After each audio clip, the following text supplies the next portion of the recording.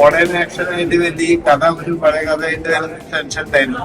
പക്ഷെ പഴയ കഥ കഴിഞ്ഞപ്പോൾ എന്റെ അഭിപ്രായം എല്ലാവരും പറഞ്ഞു ഒരു പഴയ രീതിയിൽ തന്നെ ഫൈറ്റ് ചെയ്യാൻ പറ്റിയെന്നാണ് എല്ലാവരും. എസ്പെഷ്യലി താങ്ക്സ് പറയേണ്ടത് എന്റെ ക്യാമറമാനോടാണ്, പിന്നെ എന്റെ ഗ്രാഫിക് ഡിസൈൻ ചെയ്ത ബിനുജി, പിന്നെ ഇവരെ നമ്മൾ കൊണ്ടുവന്നാണ് ഈ പടത്തിൽ തുടക്കം തന്നെ. നന്നായിട്ട് ചെയ്തപ്പോഴത്തെ സന്തോഷം. പിന്നെ സ്ക്രീൻ പ്ലേ, പിന്നെ ഇപ്പൊ സംസാരിച്ച നമ്മുടെ കോഴിക്കോട്ടുകാരൻ പഴയ സിനിമാക്കാരനാണ്. ഞാനിപ്പോൾ വിദേശായേക്കുന്നത് ചാപ്പറ്റ ഓഫീസുകൾക്ക് വേണ്ടി, പിന്നെ രഹചിത്രം.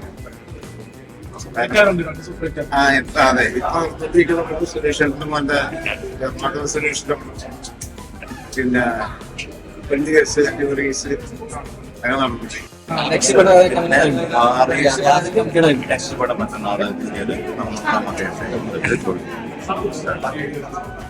നമ്മുടെ സുധീർ ഗോപ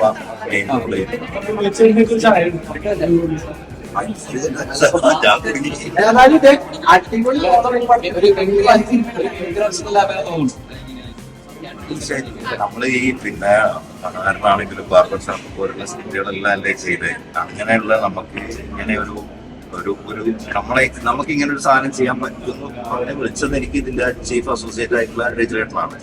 രജിലേട്ടൻ പറഞ്ഞതിന് ശേഷമാണ് കുഞ്ഞിരാമട്ടനെ പരിചയപ്പെടുന്നത്. അപ്പം സംഗതി നിങ്ങൾക്ക് വർക്കായത് എനിക്ക് മനസ്സിലായി. അതിൽ ഒരുപാട് സന്തോഷം.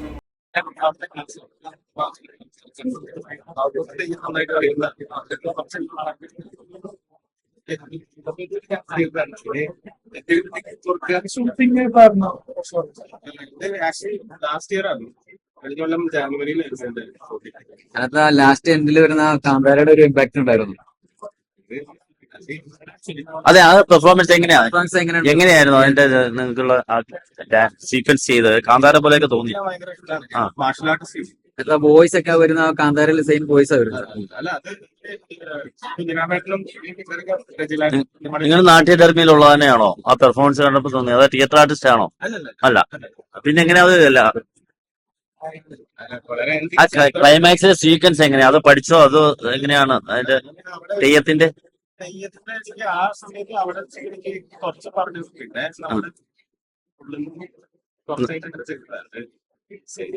ഡാൻസ് സീക്വൻസും എല്ലാം പഠിച്ചിട്ടുണ്ടോ? നൃത്തം? ആ, അത് വരട്ടെ. അങ്ങനെ കുറച്ച് ഡാൻസ് അല്ല, എങ്കിലും ഒരു നടനകലാ ചാതുര്യമൊക്കെ അതിൽ വന്നു. അതുകൊണ്ടാണ് ശരിക്കും ചോദിച്ചത്. നാട്യധർമ്മം അറിഞ്ഞ് ചെയ്തിട്ടുണ്ട്. അത് നമ്മുടെ നായിക എടുത്തോണ്ടിരിക്കുകയോ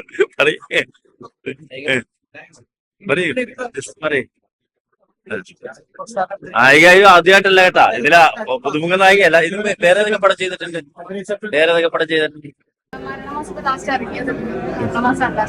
ഒരു ജാതി ജാതകം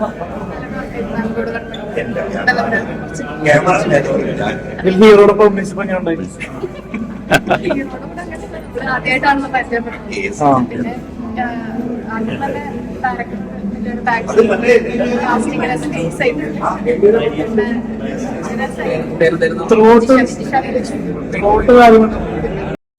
ആദ്യം തന്നെ വിഷ്വലൈസറുണ്ട്. കാരണം നമ്മളെ പണ്ട് നമ്മള് ഈ നമുക്കോടത്തിലേക്ക് ഉണ്ടാവില്ലേ, നമുക്കെന്നെ ഒരു കൊലപാതക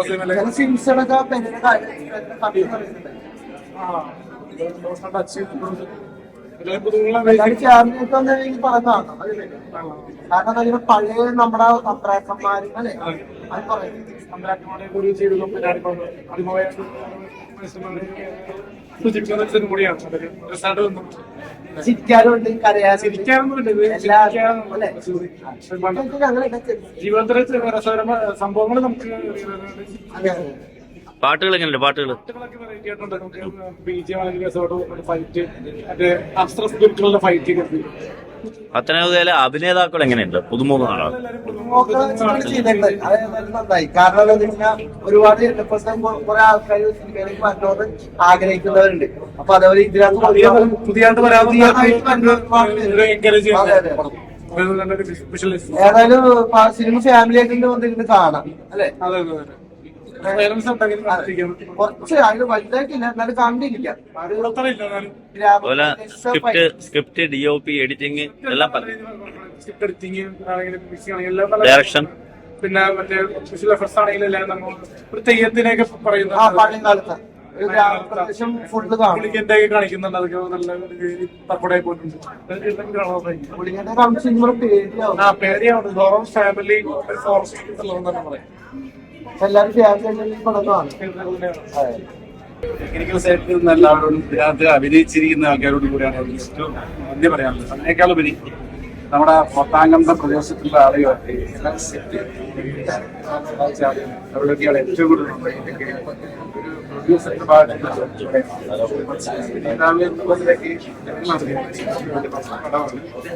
ജനങ്ങൾ തീരുമാനിക്കും. അത്രേ പറയാം. സന്തോഷത്തോടെ ചെയ്തൊരു സിനിമയാണ്. ഓരോ വ്യക്തികളും എന്നെ സഹായിച്ച ഒരുപാട് വ്യക്തികളുണ്ട്. ഞാൻ മുതൽ എല്ലാവരും സഹായിച്ചിട്ടുണ്ട്. അവരുടെയൊക്കെ ശക്തിയും ചൈതന്യമാണ് ഈ സിനിമയുടെ പിന്നെ വിജയം പ്രേക്ഷകർ അവകാശപ്പെടുന്നുണ്ടെങ്കിൽ അത് അവരുടെ വിജയമായിട്ട് എനിക്ക് പറയാൻ വേണ്ടി പറ്റും.